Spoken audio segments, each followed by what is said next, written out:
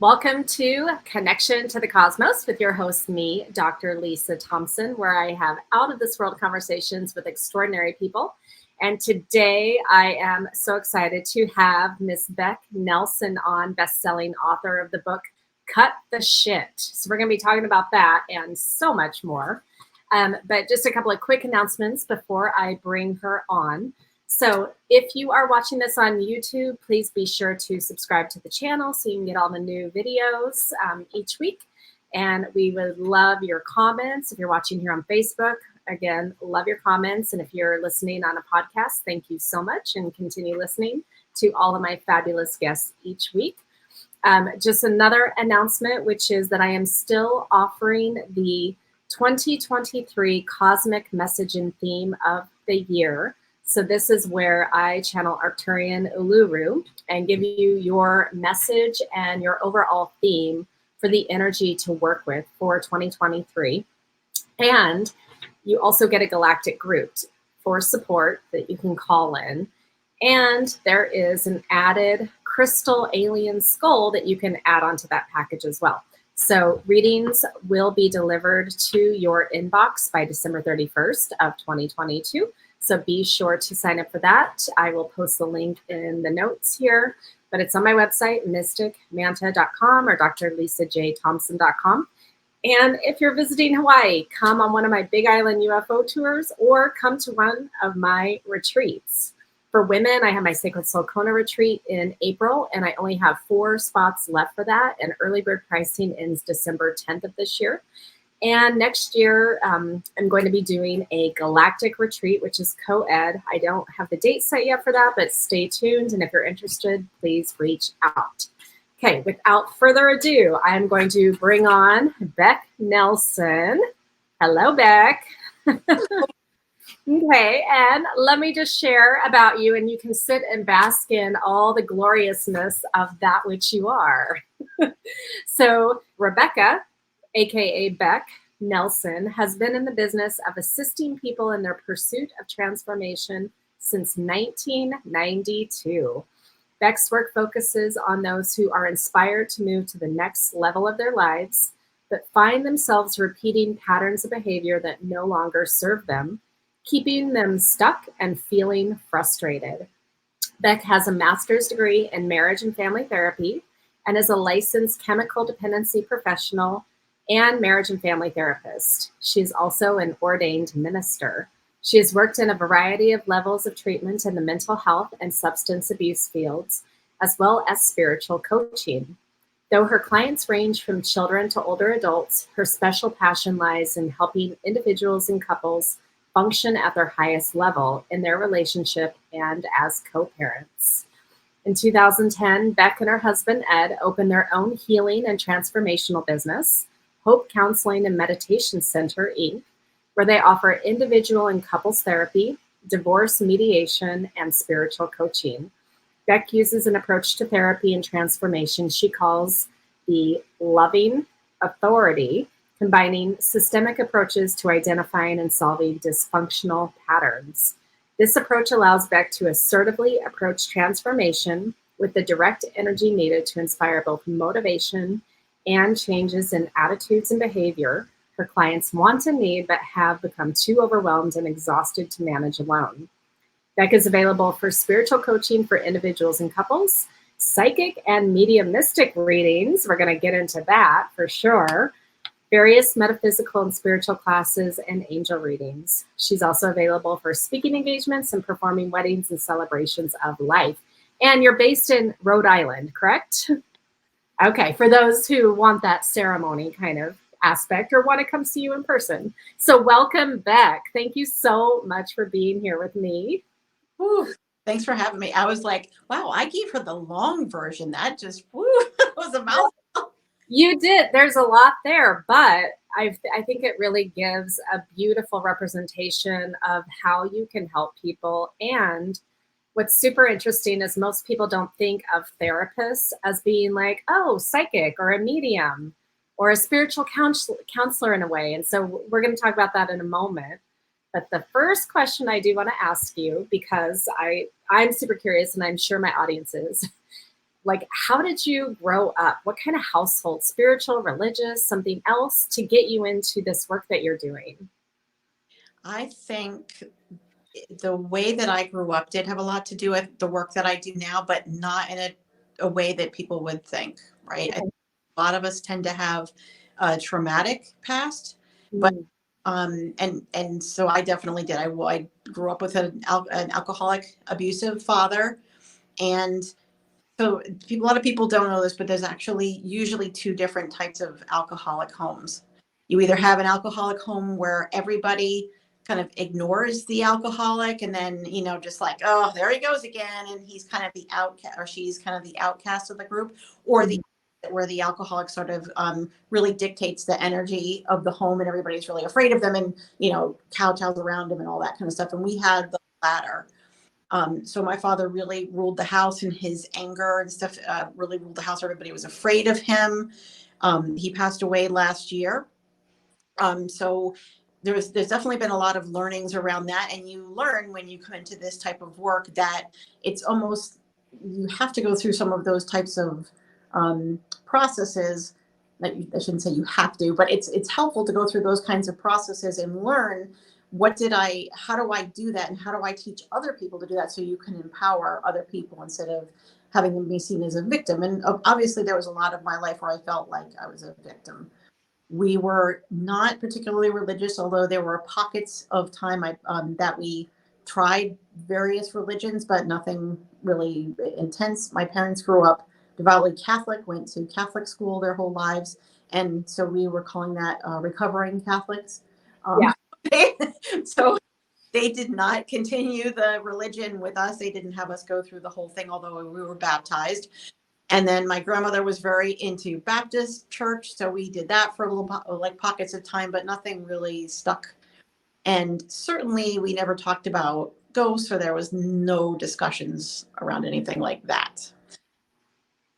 Okay. So then, being a psychic medium, where did you have that as a child or did that develop as an adult? I think I always there's so many things that you look back on, when we learn these things and go, okay, that makes sense. But at the time, I just looked at other people who did that and I was like, God, I really want to be able to do that because I could see how it touched people when you gave them messages from their loved ones that they really wanted to hear from and give them healing and that sort of thing, like things that these people couldn't say when they were here on this planet and in these bodies. And I was like, I really want to be able to do that. That's amazing. I would love to think that I could do that. But and looking back, I probably could, right? But or we all could, but I just didn't have the right mentors, or I was certainly not guided to do that at that point. Um, but there's a story that I tell in my book, which I can certainly share, so I can kind of my spiritual coming out, right? I have some friends that are mediums, and I would always, kind of go to classes for them and watch what they were doing, and I was like, oh God, I wish I could do that, right? And one of my friends, Debbie, who's local, who I do talk about in my book, she was very instrumental in helping me to be where I am right now. We're still very good friends. So I have my father's next youngest brother, because my dad was not affectionate or really emotionally available in any way. He's the oldest of six. The Mhm. next youngest brother was his brother Danny, and Danny was in Vietnam. And by the time, we came onto the scene, he was kind of discharged from Vietnam. He was a Marine, and he had gotten 3 Purple Hearts. So he really had a lot. And now you look back and know that he had PTSD. Okay. Um, and he just was very affectionate. And he didn't have, at that time, he didn't have any of his own kids. So my brother and I were really like his own kids. And he was sort of that emotional, affectionate one that my dad just wasn't. And so whenever he would be around, and my dad didn't really want him around because he was very erratic. And you never know, like he could just show up, pull up in our driveway, and he'd have a hooker in the seat. Like it was just very chaotic. You know, Okay. also when he showed up, my dad would be like, don't let him in, and you don't know who he's with or what he's going to do. And he was in and out of the VA a lot, but we were very close, and I have pictures of us, hugging, because we would, walk across the street, and he would, no matter how old I got, he would insist that I hold his hand and that kind of thing. And he'd be like, "You always got to hold Uncle Dan's hand, no matter how old I got." So Okay. it was kind of like that emotional bond that I didn't have. with my dad. He died when I was 17 because he was exposed to Agent Orange. He actually died in the VA. Oh, wow. Didn't get to know him as an adult, and it's hard. It's awful because he was very humorous and whatever. God knows what would have happened to him if he was only 37 when he died. So he had, he has beautiful stories and things that he really wouldn't tell. But I just felt like sometimes he could say things to me that he didn't say to anybody else. So I really treasure that relationship for a number of reasons. So after he died, we didn't really, like my dad was very much like, I lost my brother, that kind of thing. But I didn't really get to mourn him, I feel like, because it was like, you're a kid, you don't, this didn't affect you.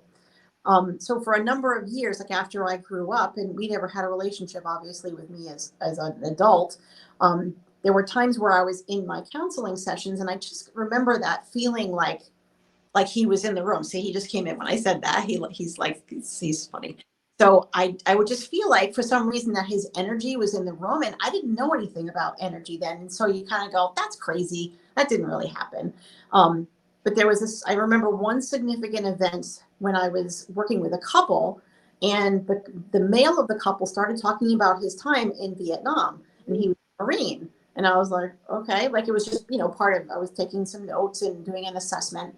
And I don't know why I think he was probably talking about his PTSD or something and how it's affecting his marriage. And then he starts talking about, oh my God, there was this guy in our platoon and he was a funny son of a bitch. And he just started talking about him, and I'm taking notes, and all of a sudden I was like, You're he's like, about my Uncle Danny. And I'm like stopping, looking at him, and I'm just looking at him like, I must have had this look on my face like, what the hell? And yeah. he actually at some point said his name. He was like, oh my God, he couldn't read. And so his mother would send him letters, and we would sit around and we would read him his letters from his mom because he was illiterate. He couldn't read. And I was like, wow, did my Uncle Danny not be able to read? And finally he just said his name was Danny, and we called him Danny Duck. And I was like, and I said, was his name, his name? And he was like, oh my God, how did you know that? And I just, like, you could just feel those angel bumps all around you. I'm like, oh my God, like that was the first time that I honestly knew for a fact he had to be in there. Yeah. But still, I was teased a lot by my dad, and I didn't want to be the different one. So, he was very critical. So I just didn't talk about it. What am I going to tell him that Uncle Danny came to visit me while I was working? Mm-hmm. So I didn't mention it. This was maybe now going back at least probably 17 years ago now. There's still for several years, I just didn't say anything about it. I never talked about that event. And then in 2018, my husband and I had gone to Puerto Rico for our 25th wedding anniversary. We came home, and usually, the house was bare, and every time something had up to this point, every time something would move or would happen, just like random things like you can't find your keys, that kind of stuff, I just ignored it. I didn't really say anything. I didn't acknowledge it. Sometimes I would hear a whisper in my ear, you're like, did I just hear that? Nah. So we had come back from Puerto Rico, and we have a detached garage. And my husband went into the garage he opened the garage door. I was in the house getting ready to go shopping because we had just come home. I wanted to stock the house. And Ed texted me a picture of a chair that was in the middle of our garage. Like we have a huge garage. So he slid this garage door open, and he took a picture of this huge chair that I had at work that broke. And it was in the garage because he was going to fix it. Right. But it was like shoved like way in the back with a bunch of crap on it. It was like, it was never going to get fixed. And it was right there when he opened the door. He texted me a picture. He said, did you move this chair here? Now, I don't forget, we were gone for like a week and a half. And I was like, no. And in my head, I was like, not having it. So I erased the picture, and I went to BJ's. I'm at BJ's, and this little Hispanic lady, she was short. She was like, excuse me. And I was like, oh, I'm sorry. And she's like, no. I don't know if you believe this or not, but there's a man standing next to you. And she went on to describe him to a T. He's Okay. a short guy. He's wearing this fishing cap. There's like hooks in his cap. He's smoking a pipe. I just was like, I just stood there. And it's funny because her husband was behind her doing this. Okay. And I said, she does this all the time, huh? And he was like, Mm-hmm. she went on to describe him to a T. And as she was talking, she was saying what I guess what he was relaying to her. She was like, oh my God, she goes, he's showing me, I guess it must be your husband. She's like, he just walked into this building and it's got all kinds of like stuff all over the place. And like she described my garage. She Yeah. described the event that just happened. And she was like, oh, and oh my God. She goes, he moved a chair. I swear to God, I just sat there like one of those moments that he was like, you cannot deny this anymore. There's no more like, this is a coincidence. Right.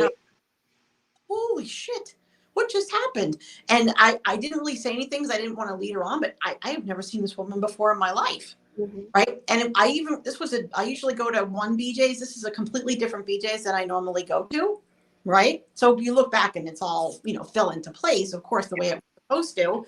But from that day on, I was like, okay, you have my attention, because clearly he wanted my attention.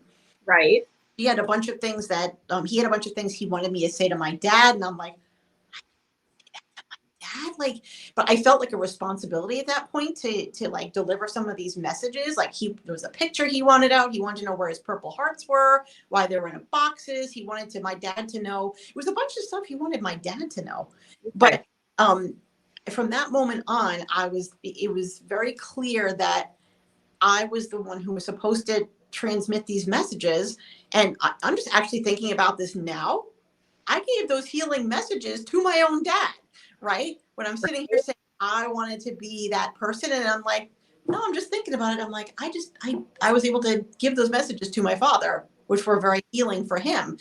So I came home, I called my dad, and I was like, you will never guess what just happened. And I'm telling him, and it was like a pin drop. He didn't say a word until at the end. And he was like, I know exactly which picture he's talking about.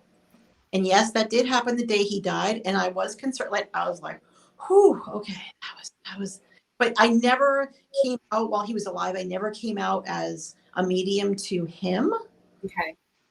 So I still feel like both him and my grandmother, which is his mom, I didn't ever want to be judged by them or to have them think something poorly of me.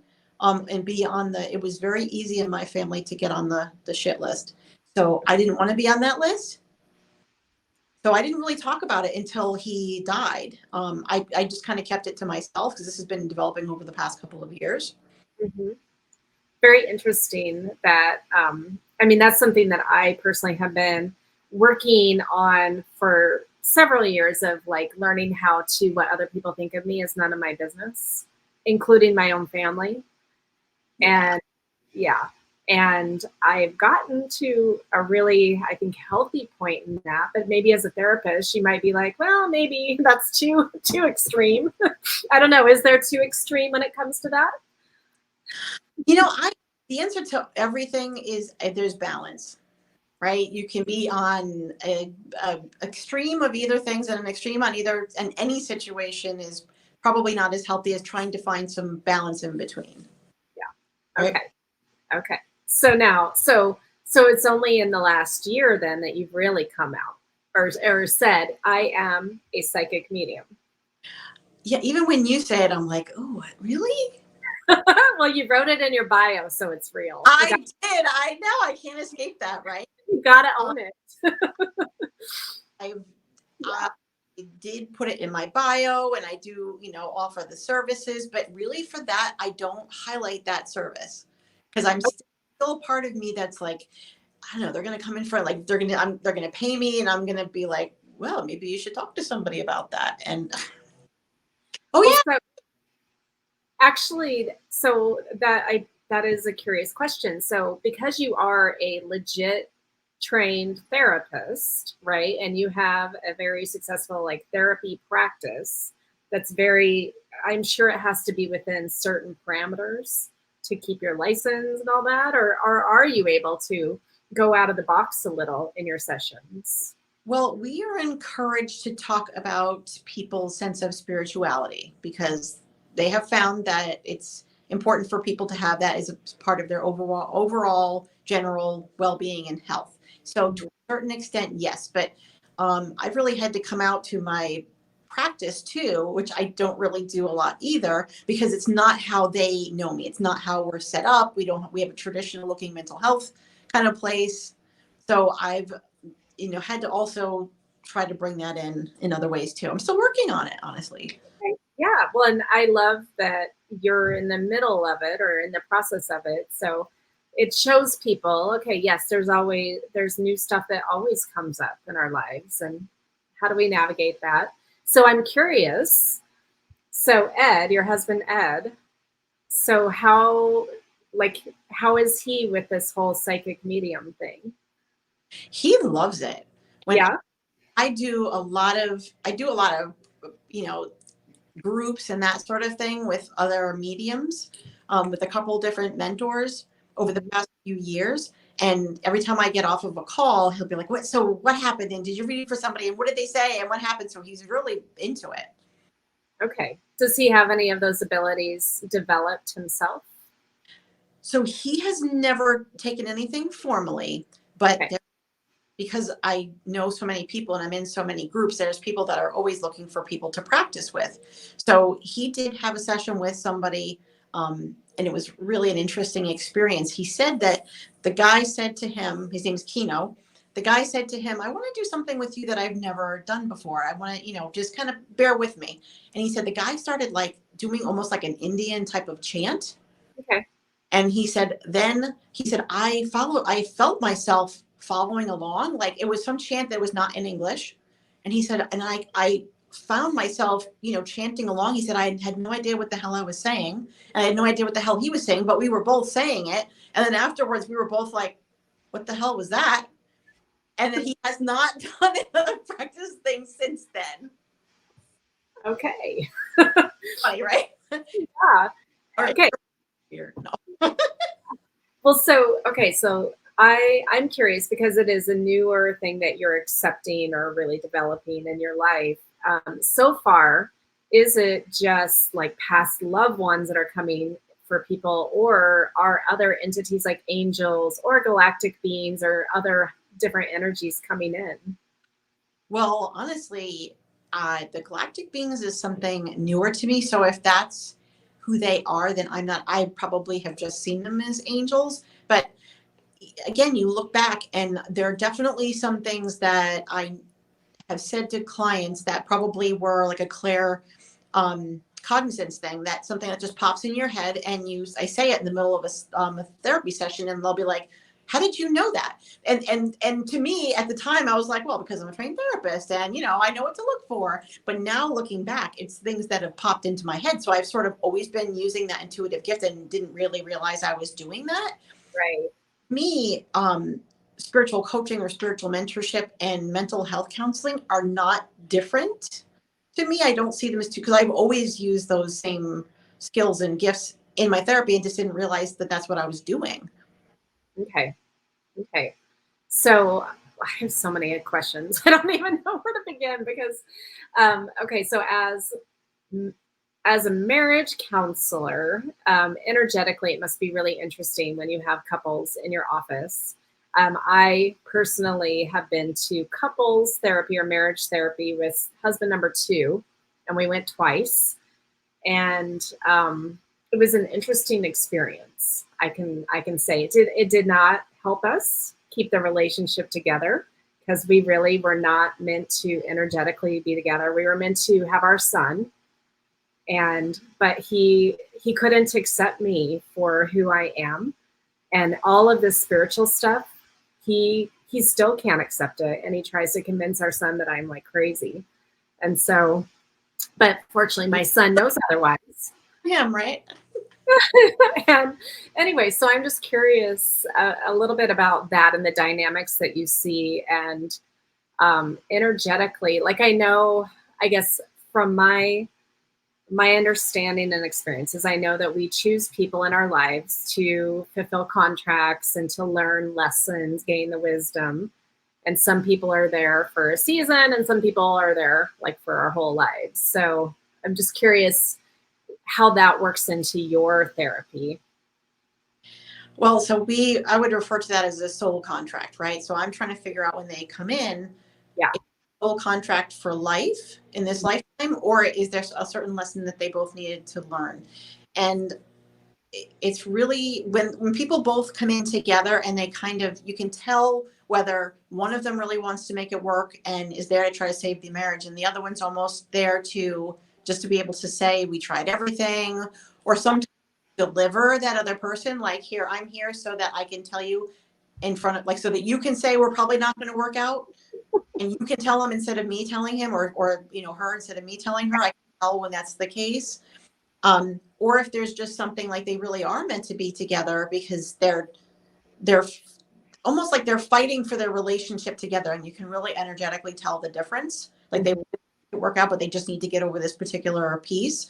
So again, looking back on doing couples therapy, that's always really been there, and I just didn't realize that that's what was happening, what I could feel. Okay. Well, and when you have couples come in like that and you can tell the difference, do you work with them differently, energetically, knowing that, okay, yeah, this one's not meant to actually work out? I do. I always start off with, I will say, on a 0 to 10 scale, I'll ask them 2 questions. One is, how motivated are you to do whatever it would take to make this relationship work? And don't tell me what your answer is, but both of you get an answer in your head. Like 10 is, I'll do whatever it takes, and 0 is, I've got 1 foot out the door, I'm pretty much gone. Yeah. First thing I say is, I want you to get your number in your head, but guess what the other person's number is. Right? And then I ask them a second question. Okay, so first is your level of motivation to do whatever it would take to fix this. And the second question is your current level of satisfaction with the relationship on a 0 to 10 scale. And again, guess what the other person's going to say. So that tells me a lot of things in just that one question. If one person says, I'm a 10 out of 10, I'll do whatever it takes, and the other person's like, I'm a 4, that's like you've got 2 people in a boat paddling, and one's like, like, already right there. It's, if that means the other person's already got 1 foot out the door, and they're probably not going to be too motivated. Like, they're not really going to be engaged. So they're already saying, I'm not really here anymore energetically. So they've already made that decision. Now, that doesn't mean, and then if I ask about their satisfaction level, and those are really different, and like they're not guessing, like I think that he's probably going to say he's a 2, and he's like, I'm an 8. Clearly these people are not communicating. So you can get a lot of information energetically from those 2 questions. Are you communicating? Are you on the same page? Are you ready to work at this? That's really where I start, and that's where I kind of figure out where I'm going to go from there. And I would stay with that theme. Like, we just got to work on, if you guys are not even on the same page about whether you want to even be here and work on this, we got to just work on that piece, because I will, I'll probably spend a lot more time on that question. Okay. Well, and that makes sense, because the first time that we went, we had just had our son. I hadn't married him yet, and I wouldn't marry him until we went through therapy. And we spent 2 years there. He changed enough temporarily that my therapist was like, yeah, I think it's safe that you can marry him. And then I married him, and then he reverted back. And then we ended up again in therapy, and I already knew. So I was that one of like, I'm already at the door, and I just need my therapist to help me break up with him. And say I've done everything that I can. All that delivering right here. You tell him that we're not going to make it. Yeah. I would honestly never tell a couple. I would never say what you just said. A therapist actually said to you, I think it's safe to marry him. I would never tell somebody that. Well, he did. Okay, what he told me, and yeah, maybe this is, I don't know, maybe not a good thing. He had very well established many years in therapy, but he told me on the side, he's like, if we get to the point in therapy where I don't think that he's going to change for you to marry him to be like a good enough person for you, he's like, I will let you know. Okay. See, I have that discussion right in front of the 2 of you. Like, I'll tell you my opinion because you hired me to be the expert. So I would just say that in front of them. Like, I see this, you're telling me this, but I see this. It's not a great foundation. Yeah. He came to our wedding too. Oh my God. Wow. Yeah. And then 4 years later, we divorced. So, and you guys were in therapy for 2 years before you got to that point? So we were Yeah. Okay. Yeah. So I got pregnant early in the relationship, like 4 months into the relationship. I was still in the middle, and this is information for everyone listening who doesn't know my personal life. I was in the middle of divorcing husband number one. And so I was going through that divorce, and it was horrible. Like it was World War III, divorcing business, divorcing each other.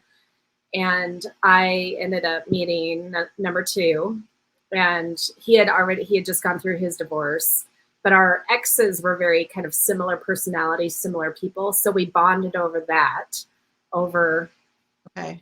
okay. And then um, I ended up getting pregnant, and then I already had my daughter, and I was like, shit, okay, I guess I'm with him because I don't want to necessarily do this alone. And he was a good enough guy at that point. And he also, and here's the tricky part, he's a chameleon.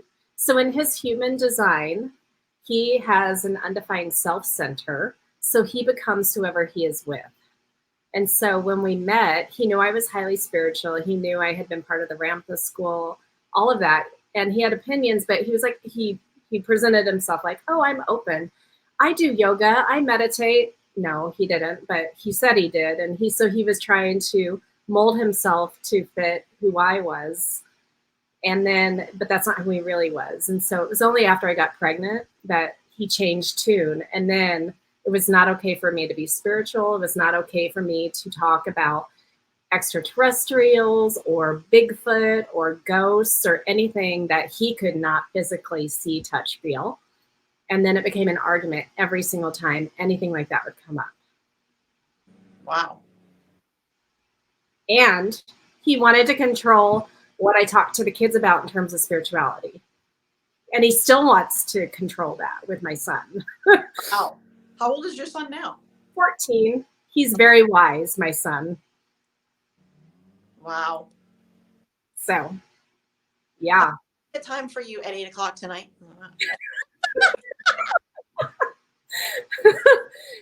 Yes. Long time to. That sounds like a serious personality disorder, and those are a little bit harder to detect. So, as a therapist, you have to you have this BS detector. And if somebody is like that, I'd like to think that I could figure that out within 2 years. That's a long time to somebody to put up an act.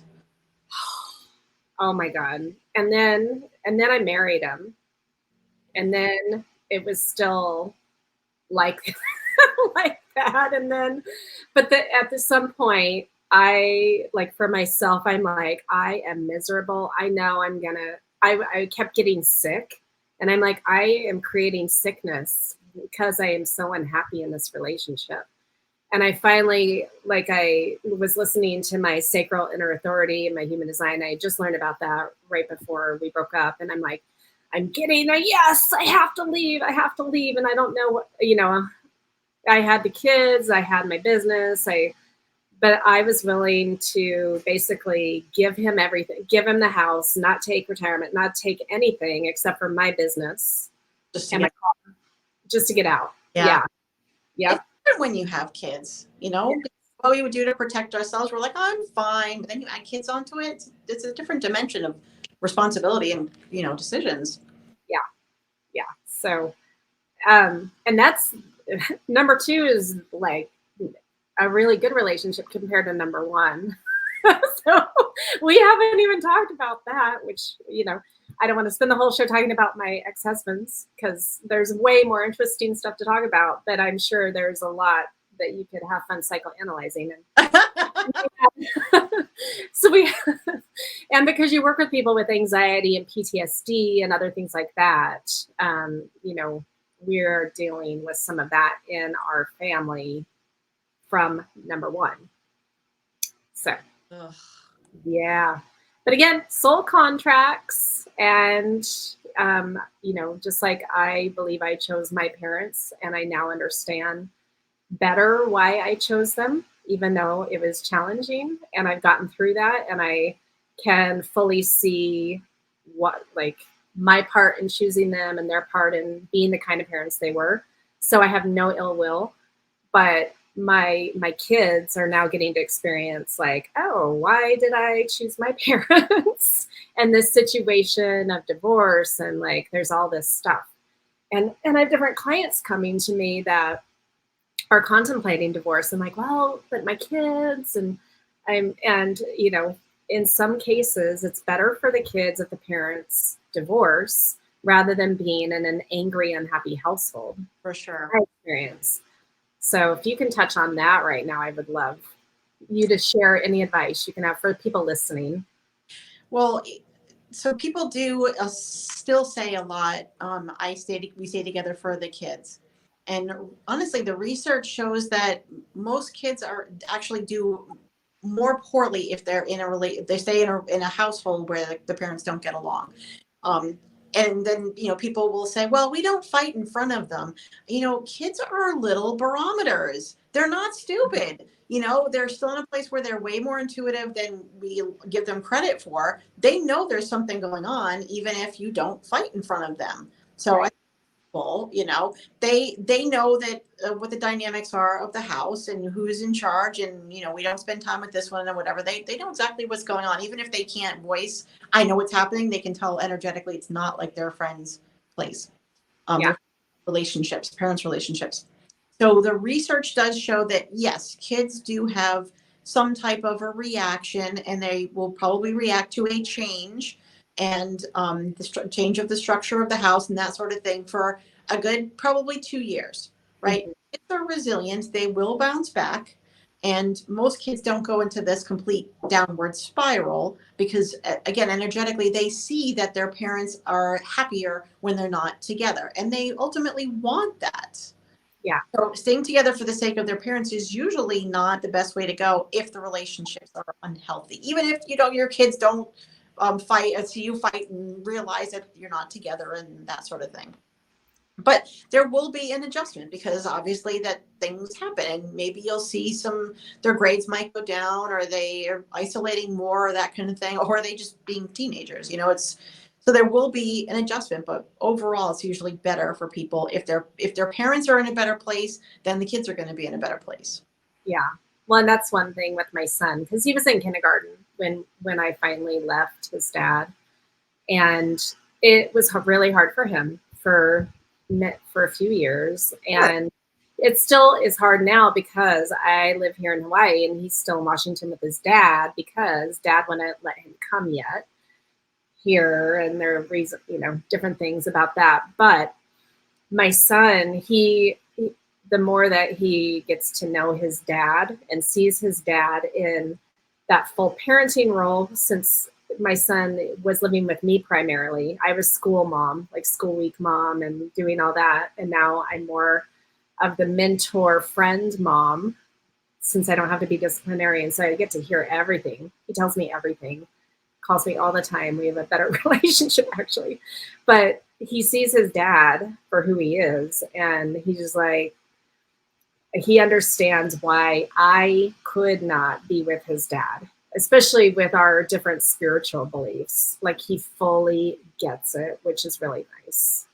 You bring up another good point, which is that the attitude that the parents have with each other during that process and as they co-parent, that also has a big effect on how the kids are going to interpret it, deal with that change as well. So if you're like, ask your father, or, I didn't want this, or if you're kind of, letting the kids know in a not so direct way that they're not happy about the divorce or they're not agreeing about things, then the kids are going to feel that as well. Mm-hmm. So that's important too.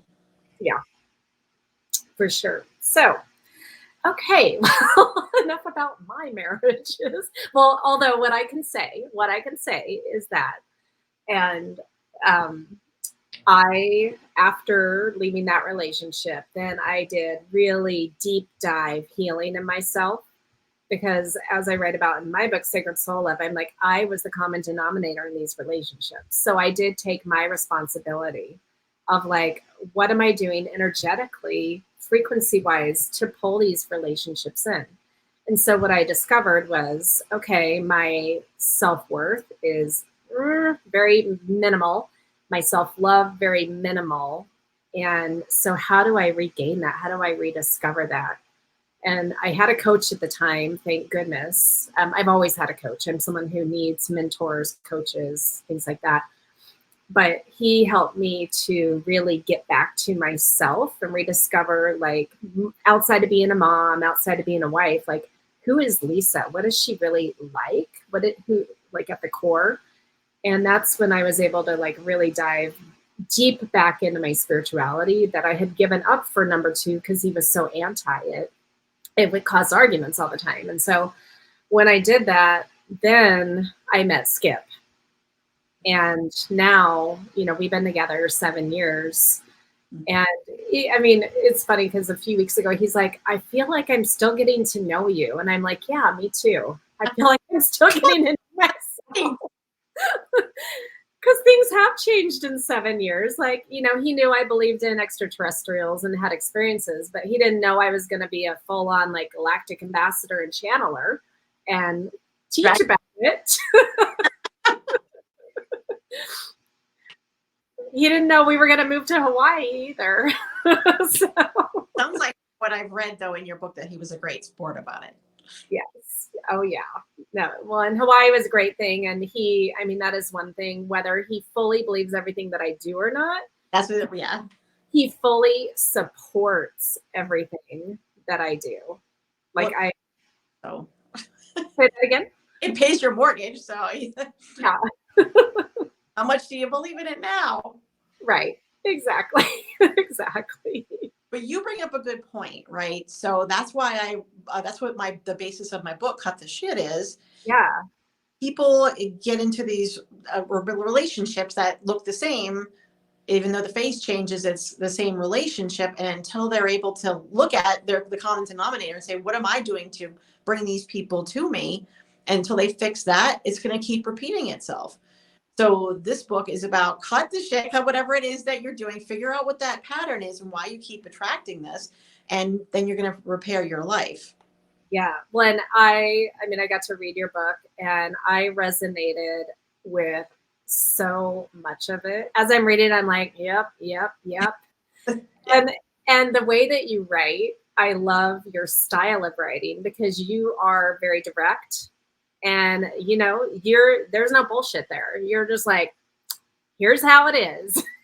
And I appreciate that very much. And so for those that are listening, like, really check out Beck's book, Cut the Shit, and read it, take it to heart, practice it. Like, yeah. I had to start with me, because sometimes I got to call myself out on my own shit. Yeah. I can't teach other people to do that if I haven't done that. No. So what inspired you to actually write the book? Well, I was going through my own stuff in my own life, in my own marriage. So I had to really, again, the same thing. I had to look at the patterns that was going on and saying, what's the common denominator? What am I doing to make these patterns continue? Because I didn't want what I grew up with. And not that Ed's an alcoholic, because he's not, but I didn't want to repeat my same patterns where I didn't love myself enough to stick up for myself, to call myself out on my own bull and to heal my own life. Put the energy into me rather than how do I heal other people, right? Because I have to love myself first. So there was that part that I successfully, I hope, did. And then how do I teach others to do the same? But also throughout the years that I was a therapist, I would notice all these patterns that I write about in the book. There's the rules, there's 14 of them. Every time I would have a couple or an individual, I'd be like, oh, yep, and I had them all in my head, like, oh, that's this rule. And one day, because I knew I wanted to write a book, one day I got that little tap, right, which is not the, you're intuitive, which was, probably my guardian angel or something that was like, when are you going to write these down? And that could hit me at that moment, like, wow, you're right. I've never formally written these all out. Mm-hmm. So I did. I sat down, and this was now going back almost 2 years ago. And I sat down and I wrote them all out, and they came out in a piece of paper. And I was looking at them, and I was like, "There's my book, right there." Yeah, I love it. So, do you have another book that's percolating? I have a couple that are percolating in my head, and I have to wait for that. I probably need to sit and write down these other pieces. Yeah. But when my dad passed away, we found out he's always been kind of like shady and whatever. But when he died and I was cleaning out his house, I found a whole nother set of things that I never knew. And I realized that my entire family, including my mother, kept some secrets from me that I didn't know. And my dad had held on to all this stuff from like the 60s that I found out about. And I'm like, what the? So what I'm envisioning is it's going to be a book about secrets and how powerful secrets can be because if you don't tell somebody something like the things that I found out, it's very powerful. The fact that nobody told you, if someone had just said it and we work through it, but now I have these secrets from a dead guy that I can't work out and my whole family lied to me about it. So secrets are very powerful. They are. So is your mother still alive to then ask her questions about these secrets? She is alive. You should have seen the day that I was like, I found all this. And she was like, yeah. I'm like, what the hell? Because they were divorced. There was no reason. They've been divorced since the 80s. There was no reason not. Someday I'll tell the whole thing. But Okay. So she doesn't really know a whole lot. She gave me little bits of information, enough for me to find, to try to find some other people. But it's a whole can of worms. She doesn't really know enough to give me much more information than what I already found out. Okay. So another question just popped into my head, and because this is something that I have been thinking about just in my own family and my own, my mother, she went into psychology because she had a lot of personal stuff to work through. But so is therapy, I know talk therapy, it can work, it can help people, but I feel like it also can make people keep reliving things that keeps them stuck sometimes in that without actually healing. Can you talk about that? Well, a couple things come to mind when you say that, right? So if you're reliving and rehashing things, I call this content versus process. So a lot of therapists are ineffective because they talk about the content, which is the story.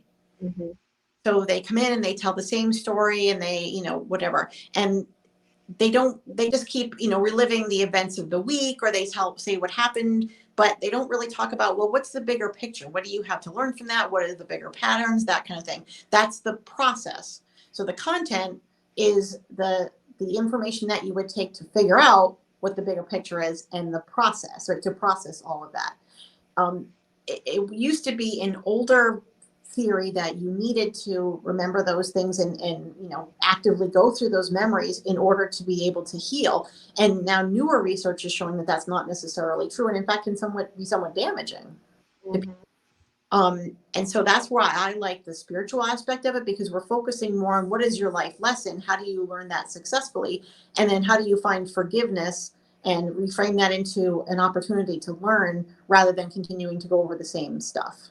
Okay, I very much appreciate that, because then when I do regression work, it is really like, okay, what lesson did we learn? What wisdom did we gain from either that situation or that particular life that you experienced? But we also can reframe it, right? We can rewrite the story. We can rewrite the understanding of it so that it's no longer a blockage in someone's life. I think that's when somebody wants to keep going over the same story, then they're stuck in the victimization. It's almost like, how does it behoove you to continue to be stuck here? What does that serve? How does that serve you? Yeah, and so for those listening, if you are in that kind of victim martyr scenario right now, what is it that, like, how does it serve you? And sometimes we get addicted to our emotions. Dr. Candace Pert, she wrote an amazing book back in the, I think, late 90s, Molecules of Emotion. She was researching how we get addicted to our emotions, and we keep replaying that, just like the talk therapy sometimes can do if you're retelling your story. Right. You're go into it with a willingness of, I don't want to be in this place anymore. I recognize that it's not serving me. And it's not a popular path, because then it implies I want to be stuck, or I want to be seen as the victim. And nobody wants to think that way. So people are pissed off when they hear that, I think. So. Well, right. I mean, yeah, because it is, I mean, people then have to take responsibility and realize, and a lot of times it is an unconscious thing, right? Because even when I was in my really toxic relationship, and I was a victim, I was being a martyr, and I didn't know how to get myself out of it for a while. But I also didn't feel worthy myself to get out of it. And it was only when I had my daughter that then I could actually do it for her instead of me. Exactly. Yeah. But then coming out on the other side of it, now I can see what my role was. But I know a lot of people don't like that kind of like, okay, well, you really are creating it in a way. Because it implies fault. And I think that that's part of what people need to do when they go into a healing process is, let's get rid of the word fault, because we're not trying to figure out whose fault it is. That's the first, like, do you want to be right, or do you want to be happy? Right. Yes. Well, and that's one thing when I went to the couples therapy, that's one thing the therapist asked us regularly, do you want to be right or happy? And sometimes I wanted to be right because I knew I was right. And I want the therapist to agree that I was right. Exactly. Exactly. So, okay. So with things like anxiety and PTSD, Western medicine wants to medicate those things. Holistic medicine wants to figure out the root cause. As a therapist, how do you deal with that with your clients? I'm not somebody who advocates for medication right away, but sometimes there is a medical component, like a lack of serotonin or that kind of thing. And so I think that I usually tell people, if it's like 6 to 8 weeks, we're doing therapy, and we kind of evaluate at the end of that. And if you say, you know what, I think I'm doing pretty well, I'm, really being mindful of this, and I've changed that, but I feel like there's just still something missing, like I could get more, then I usually would say, okay, you might want to consider this, because sometimes it does enhance what you're already doing. And it doesn't have to, it could be for 6 months to a year, and you can attempt to come off of it and see if that helps anything. Because sometimes there really is a chemical, biological component. Okay. So I'm also curious what your perspective on things like schizophrenia and other things. And I don't know if that's your specialty, but like, I had this aha moment, and it came twice, because what I had heard in my early childhood was my great grandmother was diagnosed schizophrenic. And this is back in the probably 50s or 60s, when they didn't know as much about, like, well, you could actually be really gifted and be having guides or angels coming to you, right? And so they just put everything in that schizophrenic category. So my aha moment with my family is that, no, we have this strong lineage of connection. And depending on what decade we're in, we're either crazy or we're brilliant, right? And so I'm just curious what your experience is with that, if anything. I don't see people who have that level of mental illness, because they need a whole lot more. Like, I'm a once a week kind of outpatient therapist. They need a whole team of people. I have to tell you that I feel like the people who have chosen in this lifetime to have schizophrenia, that's not a popular thing to say, right? But before you come down here, if you say, okay, I'm going to be the one who's the schizophrenic in this lifetime, then they are usually there there's other lessons that people in their lives need to learn by going through that experience. And that's just, you've just put yourself on the chopping block. Like, okay, this time it'll be me. And that there are lessons in the other people that are around them need to learn. Okay. Well, and I asked this of a different therapist that I was on their podcast recently, because I was curious, from a therapy point of view, because I know there are probably certain paradigms that would define someone as schizophrenic. However, again, maybe it really is something of they are just truly gifted. So it's different if it depends on, what are the delusions that they're having, if they do have like paranoia or they're hearing voices and things like that. And are these, innocuous kinds of voices, or are they telling you like you need to cut your hair, or are they telling you to do things that are dangerous and they can be violent? And those are, different, obviously. Okay. Well, and even that, but okay. So then that's an interesting question, because that could still be, other spirits or energies talking to them, even though it's lower vibe energy, right? Mm-hmm. But, so what deems someone truly like crazy? For sure. This is a whole can of worms, right? It's a curiosity question, and I don't expect you to be able to answer it, but I'm just like, when we're thinking about spiritual and dimensional beings and things like that, and a lot of people hear things, see things, and people like my ex-husband who have to see, feel, touch, taste, otherwise it's not real, then they're going to be like, okay, you're nuts. We're going to put you in the loony bin. Well, we also do need to put people into categories so that, if you're more sick, then that makes me more whole or, right. Yeah. 60 miles from Salem, Massachusetts, like the mecca of that. Yes. And sometimes it's white men who have made these books up about mental, and Right. the definition of schizophrenia is like, well, it makes you more sick so that we can be more healthy and be the people who figure it out. So, who knows? Yeah. Do you see that changing now, or is it a very slow change? And Not with something like schizophrenia, with things like ADHD, autism, yes, but severe mental illness where people are particularly getting hurt and they're violent, I don't see that changing. okay. Just curious. Even the updated versions of the Diagnostic and Statistical Manual, because we're up to the DSM-5, there used to be 3 different subtypes of like ADHD. Now, some psychiatrists are saying that there's as many as like 9 different subtypes. So, Wow. things from a different perspective, and picking out pieces that are more differential. There's a lot to it. Okay. Well, now, man, that just opens up so many other questions, and we're out of time because I am curious about all of these more recent diagnoses of ADD, ADHD, even autism spectrum, in terms of like what really is energetically going on there, and what really spiritually is going on there. But that'd be a whole different conversation, and we'll have you on again, maybe. I love that. That's not necessarily my specialty, but I have some of my own, thoughts about that. Yeah.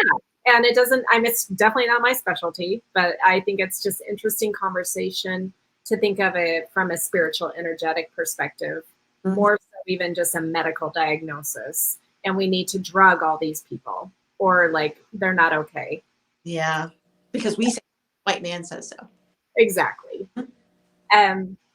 So while we are finishing up here, I would love for you to share, like, so I know your therapy practice probably has to be like in Rhode Island because you're licensed there, but how do you work with clients, and if they're not in Rhode Island, how can they work with you? Well, as a therapist, I can legally only take people's insurance that are within the state. Okay. And even those lines have been blurred for the pandemic, because we are seeing now people over state lines, but the insurance companies really still trying to figure that out, because telehealth is so new. They weren't even covering that prior to to this. But I do mentorship, which is which I can say is a different sort of code of ethics. So that's not about, you don't have to have a license to do that. Okay. That's more for credibility. So I work with people through telehealth through a portal that is confidential. And so you can use Zoom if you want, but I work with people over Zoom. Okay. A lot of people in Rhode Island who are where this is like Quaker state over here. I work all over the place. Okay. Well, and the one question I didn't get to ask you yet, so you can just do a really quick. Have you had any UFO or alien extraterrestrial experiences that you're aware of? Wow, we need a whole different like thing about this. I used to have what I thought were dreams about somebody named Sayed. This is like the first time I'm ever talking about this. And I was scared of Sayed, kept coming up in my dreams constantly, had no idea who that is, still don't know who it is, and they stopped. Maybe when I was 15 or 16. I Okay. never found out who Sayed was. Okay. Whoa, what was that? Ooh, we need another session for that together, Lisa. All right, let's do it. Okay, so what's your website? Where do people find you? My name, becknelson.com. If you go on there and you want a mediumship reading, you're going to have to email me because I don't put that on there. I just put on the coaching services, the mentorship services. So it's my name, Becc, BECC, Nelson.com. And Nelson, Nelson, Yes. for those listening. So, and it'll be in the show notes. Well, Becc, thank you so much. And everyone, get her book, Cut the Shit. Like, seriously, Woo. get it, read it, use it as your Bible. I'm going to say Yes.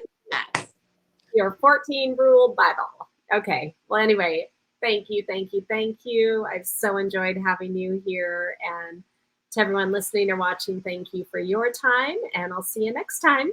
Aloha.